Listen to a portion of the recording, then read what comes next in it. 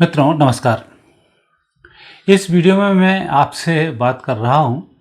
अब समय कलयुग की समाप्ति, सतयुग के शुभारंभ का समय है, जैसा आप मेरे से बार बार सुनते हैं और ये होता हुआ अब आप देख भी रहे हैं।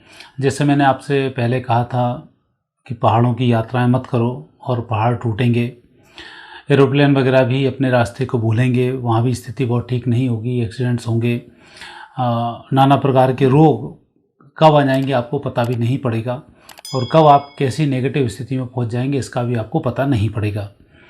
और इसलिए मैं आपसे कह भी रहा हूं कि भगवान जब हजारों हाथों से देता है तो हमसे समेटते नहीं बनता, और जब हजारों हाथों से वो खींचता है तब हमसे रोके नहीं बनता। और अब जो परिस्थिति बन रही है वो परिस्थिति ऐसी ही बन रही है। ज्योतिष की दृष्टि से यदि हम बात करें तो इन ग्रहों का इस परिस्थिति को पहचानने में बहुत बड़ा योगदान है। आपने महाभारत काल में भी देखा होगा कि जब पांडवों के लिए वनवास हुआ, वनवास होने के बाद जब वापस आए तब दुर्योधन का और भीष्म पितामह का भी संवाद था। ये बोले मैंने पहचान लिया, भीष्म पितामह ने बोल दिया समय आ चुका है, जल्दी आया, और तुम पुरानी गणनाओं में लगे हुए, गणनाएं झूठी हैं। तो ये गणनाओं का जो मामला था ये विशेष रूप से जो चैतन्य लोग होते हैं उन्हें इन गणनाओं की समझ हो जाती है, और उन गणनाओं के लिए ज्योतिष शास्त्र में बहुत से सिद्धांत दिए हैं। उन सिद्धांतों के माध्यम से युगों का परिवर्तन बहुत आसानी से जाना जा सकता है। हमारे यहाँ पर पहले तो जब भागवत लोग पुराण करते थे उसमें सारी व्यवस्थाओं को बताया जाता था, कथावाचक उन सब बातों की चर्चाएं करते थे। लेकिन अब कथावाचक ही उतने योग्य नहीं रहे तो इन कथाओं का भी कोई मतलब नहीं रहा और लोग कथाएं कराने के बाद परेशान भी हो जाते हैं। और ऐसी जिनकी हम चर्चाएं कर रहे हैं, इन चर्चाओं में विशेष रूप से जब महाभारत काल था उस काल के समय में जो ग्रहों की गणनाएं थी उनसे मिलती जुलती ही अब वापस आ रही है, क्योंकि जब था द्वापर की समाप्ति और कलयुग का शुभारंभ, और वहाँ पर जब कलयुग का प्रारंभ होने वाला था तभी भगवान ने इस युद्ध की रचना करके उन सब नेगेटिव जो अप्रोचेस वाले लोग थे, जो बहुत विध्वंसकारी हो सकते थे, राक्षसी तत्व को बढ़ा सकते थे, उन सब विधाओं को उन्होंने उस युद्ध के माध्यम से नष्ट कर दिया। और वो लोग भी उस युद्ध में मारे गए जिनके पास की इस प्रकार की गुप्त विद्याएं थीं, और गुप्त विद्याओं के माध्यम से कलयुग के प्रभाव से वो सब सकारात्मक जो उनकी सभ्यताएं थीं, खोजें थीं, वो सब नकारात्मकता में परिवर्तित हो जाती तो पृथ्वी का टिका रहना मुश्किल हो जाता। इसलिए महाभारत युद्ध को एक एक्सीडेंटल युद्ध भी कहा जाता है कि वो क्षणिक युद्ध कराना आवश्यक था ताकि उन सब विघटनकारी तत्वों को नष्ट किया जा सके और सद्व की तरफ कुछ यात्राएं कराई जा सके और कलयुग का साथ भी इसमें दिया जा सके। धर्म ग्रंथों का आप अध्ययन करेंगे तो आपको मालूम पड़ जाएगा कि भगवान कृष्ण ने किस प्रकार से सारे काम किए, उसमें सबका इसमें उल्लेख आता है। क्योंकि समय कम होता है इसलिए उतनी बातें नहीं बता पाते। मेरा जो मूल उद्देश्य इस वीडियो को बनाने का है कि अब जिस प्रकार से आप देख रहे हैं कि पहाड़ों पे आप गए, बड़े बड़े देवस्थानों पर आप गए, इतने दिन से आप वैष्णो देवी जा रहे हैं, कोई घटना नहीं घटती थी, एक भी नेगेटिव घटना नहीं घटती थी, लेकिन 2008 के बाद से लगातार घटनाएं घट रही हैं। आप धर्म ग्रंथों का अध्ययन करो, 2008 में वैष्णो देवी अपनी जगह छोड़ चुकी हैं कि वहाँ पर आग लगी और आग लगने के बाद वैष्णो देवी ने अपना स्थान छोड़ा है, क्योंकि भगवान राम ने उनसे कमिटमेंट किया था देवी वैष्णो देवी जी से। जब उन्होंने शादी के लिए उनके पास प्रस्ताव रखा तो उन्होंने कहा था कि विशेष समय में मैं आऊँगा और आपसे मेरा विवाह होगा, और जब होगा तो सिंबल ये होंगे कि जो भैरव जी हैं वो वहाँ से विध्वंस आएगा, वैष्णो देवी के मंदिर में अग्नि प्रज्वलित होगी और वहाँ से वैष्णो देवी स्थान छोड़ देंगी। तो वो आप घटनाएं मिला लीजिए, आपको मिल जाएंगी।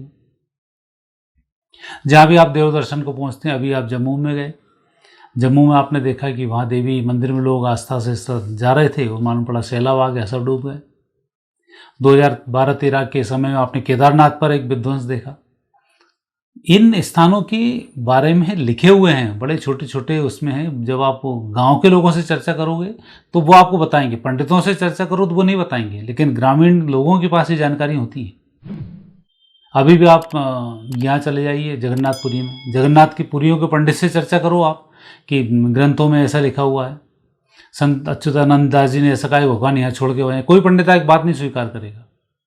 उसमें लिखा वो पत्थर गिरेगा, वो पत्थर वहाँ पर रखा हुआ है अभी भी, आप गेट निकलते ही पत्थर आता है, उसमें आवाज़ आती है, बड़ा पत्थर है 12-13 फीट का, धीरे से बजाएंगे तो पूरी उसकी आवाज़ यहाँ तक सुनाई देती है। तो उसके लेकिन स्वीकार नहीं करते पत्थर आया कहाँ से, उसका उल्लेख भी है। लेकिन और लोगों से पूछेंगे आप कि अच्युतानंद दास जी हुए क्या, ये हुआ क्या यहाँ पर, अभी जो समय आएगा उस समय में यहाँ समुद्र सीमा लांघेगा क्या, जो वहाँ बेड़ी हनुमान जो बैठे हुए हैं जिनको बिठाकर वहाँ रखा हुआ है, समुद्र उसकी सीमाएं नहीं लांघता है, वो सीमाएं समुद्र लांघेगा। तो ये जो संकेत मिल रहे हैं ये संकेत बड़े ज़बरदस्त हैं। और अब आप देख रहे होंगे कि पूरी दुनिया में, विशेषकर यदि हम बात करें यूरोप की, तो पूरे यूरोप की आत्मा नष्ट हो चुकी है, पूरा यूरोप पागल हो चुका है। जैसे कि महाभारत काल के समय में दुर्योधन की पूरी सेना की आत्मा को भगवान ने अपनी ओर खींच लिया था। सिर्फ दिखाई दे रहे थे सैनिक, लेकिन उनके अंदर आत्मा और जीव नहीं था। पूरा मिडिल ईस्ट ये सब नष्ट हो चुका है। अब इनके अंदर विवेक शून्यता आ चुकी है। विवेक शून्य हुआ व्यक्ति पागल की तरह होता है, कहाँ बम पटकेगा, क्या करेगा क्या नहीं करेगा, कोई भरोसा नहीं। एक गंवार होता है ना, गंवार व्यक्ति हरकत कर देता है, हरकत करने के बाद भी माफ़ी नहीं मांगूंगा। गंवार माफ़ी क्यों मांगेगा, उसको हरकत का ही एहसास नहीं होता मैंने कितनी बड़ी हरकत कर दी। तो इन गंवारों का जो समय है वो अब आ चुका है, और जो चेतना बची है वो चेतना बची है सिर्फ भारत की उस भूमि में जो भारत के चारों कोनों के बीच में विद्वान है। भारत के विशेष रूप से 4 धाम हैं, इन 4 धामों के अंदर वो आत्मा विद्वान है। और भारत के अंदर जो शासक हैं, प्रशासक हैं, उनके अंदर भी कुछ चेतनाएं विद्वान हैं। और अब जो समय है उस समय में जितनी भी चौसर उस समय में बिछी हुई थी, विशेष रूप से महाभारत के समय में, वापस वो तैयार हो चुकी है। और भगवान इसीलिए सब कुछ खींचता चला जा रहा है। आप देखेंगे अमेरिका जैसी अर्थव्यवस्था इतनी तेज़ी से चलती हुई 2 पॉइंट पर आकर चली गई, 2.2 पर। कितने आश्चर्य की बात है। चीन की अर्थव्यवस्था आप देख रहे थे, चीन बहुत तेज़ी से बढ़ रहा है, नंबर 2 की अर्थव्यवस्था है। चीन की अर्थव्यवस्था तो अमेरिका से ऊपर आ गई, वो 5.5 पर आ गई। और दोनों का मिला दिया है तो 7.7 के आसपास हो रहा है, और यहाँ 7.9 पर पहुँच चुका भारत। मतलब दोनों को एक साथ पछाड़ा उसने, भारत ने मार दी। तो ये स्थिति क्या हो रही है, ये बिना भगवान की भगवत सत्ता के योगदान के ऐसा नहीं हो सकता है। पूरी दुनिया मंदी से जूझ रही है, भुखमरी से जूझ रही है, और यहाँ पर जीएसटी कम किया जा रहा है। ये ऐसा क्यों हो रहा है? तो भगवान जब चीज़ों का समेटना शुरू करता है तो आपसे समटाती नहीं है। तब भगवान ने यूरोप से, मिडिल ईस्ट से, इनसे अपनी पावर को खींचना शुरू कर दिया है। वो तो चूँकि भारत के ऊपर के हिस्से पर चीन का एक प्रभाव आता है जो हिमालय के ऊपर बैठा हुआ है, तो इसलिए चीन को नष्ट होने में थोड़ा सा समय लगेगा। लेकिन ये जो जिस तरीके के यूरोप हैं, मिडिल ईस्ट है, यहाँ के लोगों के अंदर इन मानसिकताओं को आप बहुत गहराई से पढ़ भी सकेंगे। अमेरिका का राष्ट्रपति जो पिछला कार्यकाल देखेंगे कितने अच्छा काम किया, दूसरे कार्यकाल में उसकी मानसिक स्थिति देखेंगे आप, कहीं किसी से कुछ बोल रहा है, कहीं किसी से कुछ बोल रहा है। तो ये जो स्टेटमेंट है, राजनीति में स्टेटमेंट बहुत बड़ी बात होती है। उन चेतनाओं को खींचना शुरू कर दिया। आज भारत ने छोटी सी चिप वापस बना दी। भारत की आप तरक्की देख रहे होंगे। तो जिन देशों में भारत के साथ साथ जो साथ वाले देश हैं उनकी तरक्की लगातार हो रही है, जिसमें भारत है। पूरी दुनिया लड़ रही है रूस से, रूस अकेला लड़ रहा है उससे, पूरे नेटो देश उसको मारने में तो ले हुए हैं, लेकिन फिर भी उसके अंदर अपने आप शक्ति आती जा रही है, संपन्नता बढ़ी हुई है, और वो युद्ध लगातार लड़ रहा है। फ्रांस की लगातार आप टेक्नोलॉजी देख रहा हूँ डेवलप होती चली जा रही है। जापान लगातार देखेंगे आप बढ़ता हुआ चला जा रहा है। जर्मनी आप देखेंगे ये भी लगातार बढ़ता जाएगा, डाउन नहीं जाएगा। इजराइल सब कुछ नेगेटिव होने के बाद, इतने देश नेगेटिव होने के बाद भी अपनी स्थिति को मजबूत बनाए हुए है। तो ये जो देश हैं इन पर भगवान की विशेष कृपा है। बाकी देशों की आत्माओं को भगवान ने छलनी बना दिया, छील चुके हैं। और वहाँ से जब भगवान अपनी सत्ता को समेट रहे हैं तो अब इनसे रोकते नहीं बनेगा, ये स्थिति बन रही है। और उस स्थिति को यदि हम भारत के मापदंड पर रख के देखें तो भारत के जो ग्रह योग बन रहे हैं वो भी यहाँ पर ये बन रहे हैं, गुरु का अतिचारी होकर चलना। गुरु हैं बृहस्पति, देवगुरु बृहस्पति हैं, जो शुक्राचार्य से कई गुना आगे हैं। और शुक्राचार्य की जो संस्कृति है नेगेटिव संस्कृति, एक आंख है उनकी, काणे हैं, और सिर्फ व्यभिचार के अलावा और तमस के अलावा उन्हें कुछ दिखाई नहीं देता।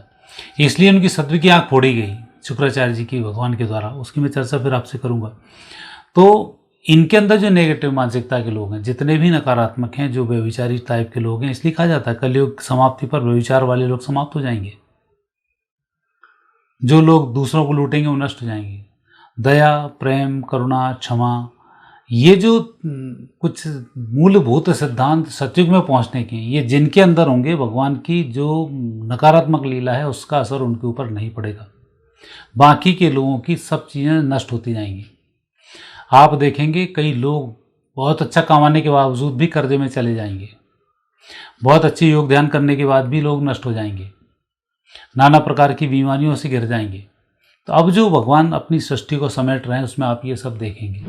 लेकिन मैं फिर आपसे चर्चा करता हूँ कि भगवान ने इन सब चीज़ों से बचने के लिए बताया है कि कलयुग केवल नाम अधारा, सुमेर सुमेर न उतरा ही पारा। अब सिर्फ भक्ति योग आपको बचा सकता है, दान आपको बचा सकता है, दया आपको बचा सकती है, क्षमा आपको बचा सकती है, करुणा आपको बचा सकती है। तो ये मूलभूत सिद्धांत हैं जो आपको बचा सकते हैं। उनकी नकारात्मक लीला का नेगेटिव असर आपके ऊपर नहीं आएगा, आप सकारात्मक बने रहेंगे। अन्यथा अब नष्ट होने की ओर दुनिया पहुंच रही है। आप शनि को देखें, शनि की अपनी स्थिति है, न्याय का देवता है। अब ऐसे ऐसे न्याय कर रहा है कि अच्छे अच्छे लोग जेल में जा रहे हैं। गुरु अतिचारी होकर अपने अध्यात्म को फैला रहा है बहुत तेजी से, तो आध्यात्मिक लोग इसमें बचेंगे, जो आध्यात्मिक होंगे बढ़ जाएंगे। राहु कुटिलता के लिए माना जाता है, योजनाओं के लिए माना जाता है। तो जितने कुटिल देश हैं उन सबकी हालतें अब खराब होने वाली हैं। राहु खुद ही उनका वो अपनी माया को ही समेट लेगा। राहु शुक्राचार्य से संचालित है। अब शुक्राचार्य जी की स्थिति अब नेगेटिव चल रही, तो राहु ही अपनी सत्ता को वापस समेट लेगा। तो जितने भी जो दुराचारी टाइप के देश थे, दूसरों पर हमला करते थे, दूसरों को गुलाम बनाते थे, चाहे ब्रिटेन हो, चाहे अमेरिका हो, चाहे अन्य देश रहे हों, अफगानिस्तान अभी आपने देखा, तो ये सब कंट्रीज अब नष्ट होने की ओर जा रही हैं। बुध की हम बात करें तो बुध व्यापार का एक बहुत बड़ा ग्रह है। व्यापार अब भारत का बढ़ रहा है, बाकी देशों का व्यापार घटता चला जा रहा है। तो जहाँ सम्मान मिलता है व्यापारियों को, उस देश को लाभ मिल रहा है। सम्मान मिलता है व्यापारियों को सबसे ज़्यादा चीन में। आप चीन की तरक्की देखें, हमारे यहाँ का व्यापारी तो इनकम टैक्स वालों से ही परेशान है। ठेकेदार के ऊपर हमारी सरकारें एक्शन ले लेती है, जबकि ठेकेदार की कोई गलती नहीं होती। जो आपने नक्शा दे दिया वो उसने बना दिया, जो आपने परसेंटेज मांगा वो दे दिया। 100 रुपये में से 40 रुपये आपने उनसे भीख मांग ली, तो जितना 60 रुपये में काम हुआ उतना उसने कर दिया, तो आपके मकान ढहेंगे ही। और फिर जांच और छापे उसके ऊपर पड़ जाते हैं। तो आप व्यापारियों को अभी जो सबसे बुरा समय भारत में कि सब कुछ होने के बाद ही व्यापारियों से, नेता कहीं अपनी रैली निकालेंगे तो अड़ीबाजी व्यापारियों पर, नेताजी कहीं भागवत कराएंगे तो अड़ीबाजी व्यापारियों पर, कहीं कुछ धार्मिक आयोजन होगा तो अड़ीबाजी व्यापारियों पर, कहीं IAS IPS से कोई पैसे मांगे तो वो अड़ीबाजी व्यापारियों पर, इंस्पेक्टर अड़ीबाजी करके व्यापारियों पर, पुलिस वाला अड़ीबाजी करके व्यापारियों पर। ले दे के जब भी लपेटे में आता है मैक्सिमम व्यापारी आ रहा है, और जहाँ व्यापार धंधा शून्य होगा वहाँ स्थिति खराब होगी। तो ये जो अड़ीबाजी है ये ख़त्म होना और बाकी है, लेकिन इस पर अंकुश बहुत जल्दी से लगने वाला भी है, क्योंकि सतयुग आएगा तो लगेगा। इसलिए चीन पर व्यापारियों का इस तरीके से नेगेटिव नहीं रहा, तो उसकी तरक्की आप देख रहे हैं कम समय में भारत से कई गुनी ज़्यादा है। लेकिन अब वो समय आ रहा है जब व्यापार के लिए सुविधाएं उपलब्ध कराई जा रही हैं, तो भारत का व्यापार बढ़ रहा है। और इस प्रकार की अड़ीबाजी और यदि व्यापारियों पर बंद हो जाए तो भारत की अर्थव्यवस्था 10+ पहुँच जाएगी अगले साल के उसमें ही, बाकी सब धराशायी हो जाएंगी। जब भगवान देता है तब ऐसा देता है। तो अब जो स्थिति बन रही है वो बुध के कारण ऐसी बन रही है कि बुध उससे प्रबल हो जाता है। यदि हम चंद्र की बात करें तो चंद्र से आपकी आत्मा प्रसन्न होती है। भारतवंशियों की, सनातन धर्मियों की आत्मा पवित्र है, वो अपने शत्रुओं को भी पानी पिलाना पसंद कर देता है। जबकि दूसरे लोगों की आत्माएं इतनी कलुषित हैं कि वो अपने वालों के अलावा दूसरे को तो राक्षस समझते हैं, और जब राक्षस समाप्त हो जाए तो खुद के दोस्तों भाई बहनों को ही राक्षस समझते हैं, पर उन्हीं से संबंध बना डालते हैं। तो ये वहाँ चंद्र दूषित होता है। सूर्य से हम आत्मा को देखते हैं, सूर्य से हम चक्षु के माध्यम से देखते हैं, सूर्य से हम न्याय की क्षमता को बढ़ाते हैं। तो अभी जो सूर्य का प्रकोप आपने देखा, कहीं कितना तेज़ी से बढ़ा, 50 डिग्री 55 डिग्री क्रॉस कर गया। तो ये भी जो है ये परिवर्तन की ओर जा रहे हैं। तो सूर्य के माध्यम से आध्यात्मिक शक्तियाँ जागृत हो रही हैं, प्रकृति के अंदर गुड़े हुए गूढ़ रहस्य सामने आ रहे हैं। तो इस प्रकार से ग्रहों की जो अभी चाल चल रही है, ये चाल ही बता रही है कि आने वाले समय में सतयुग के पूर्ण संकेत प्राप्त हो रहे हैं और भगवान ने अपनी लीला को माध्यम से सब कुछ करना शुरू कर दिया है। और बचने के बस यही माध्यम है जो जिनकी मैंने आपसे चर्चा की। आप उन सब पर अडिग रहें तो निश्चित रूप से आपको उसमें लाभ प्राप्त होगा। और इसी उद्देश्य से मैंने ये वीडियो बनाया, क्योंकि आपके पास सिर्फ 5-6 साल ही बचे हैं, समय बहुत लंबा नहीं है। मित्रों, आगे फिर नए विषय के साथ आपसे भेंट होगी। आगे दीजिए, नमस्कार।